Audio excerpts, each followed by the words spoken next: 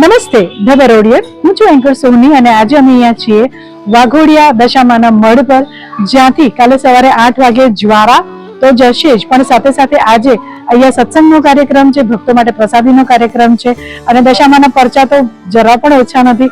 તો આવો આજે આપણે માતાજીના દર્શન કરીશું. તો આવો બધા, જય દશામા.